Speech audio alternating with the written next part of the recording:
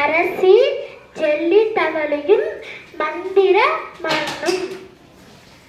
நானும் ஒரு நாள் அரிசியாக மாறினேன். அந்த அரிசியாக மாறும்போது நல்லா இருந்தது. அப்போ எனக்கு கவுனு ட்ரெஸ் எல்லாம் ரொம்ப தங்கமாக இருந்துச்சு. நான் அரண்மனையை சுற்றி பார்த்தேன்னா ரொம்ப அழகா இருந்துச்சு. அங்க விதவிதமா இருந்துச்சு. ஆனா யாருக்கும் தெரியாது நான் புதுசா வந்த அரிசின்னு.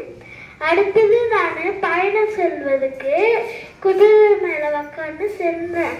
அப்ப தங்க கல்லால ஒரு மந்திரமா அப்படியே ஒரு டப்பா இருந்துச்சு. அந்த டப்பால தங்கம் கொட்டி நின்றுச்சு. நான் அதை பார்த்து அதை தொல்லான்னு போகும்போது அந்த குதிரை பேசிச்சு. எப்படி நீ பேசுறேன்னு கேட்டேன். இந்த இடத்துக்கு வந்தால் எல்லாருமே பேசுவாங்க அப்படின்னாங்க. அப்போ பின்னாடி ஒரு ஜெல்லி தவளை உக்காந்துச்சு என் கூட. அது உக்காந்துக்கும் போது எனக்கு மெத்து மெத்து இருந்துச்சு. சாஞ்சு ரக்கு ரக்குன்னு கத்துச்சா. சரி நீ கத்துறியே, நான் உன் மேலே சாரலைன்னு அது கீழே இறங்கி குதிரையும் என்னையும் ஜம்ப் பண்ண வச்சிச்சு. நல்லா இருந்துச்சு. சரி நாங்கள் நடந்து போகும்போது சிப்பாய்ங்க வந்து வாங்க அரசு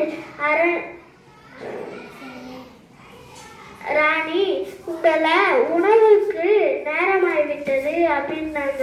சரி நானும் சென்று சாப்பிட்டேன். நிறைய விதவிதமாக இருந்தது. திருப்பி நான் செல்லும் போது அந்த குதிரைக்கு உடம்பு சரியாயிடுச்சு. சரி நான் விட்டேன்.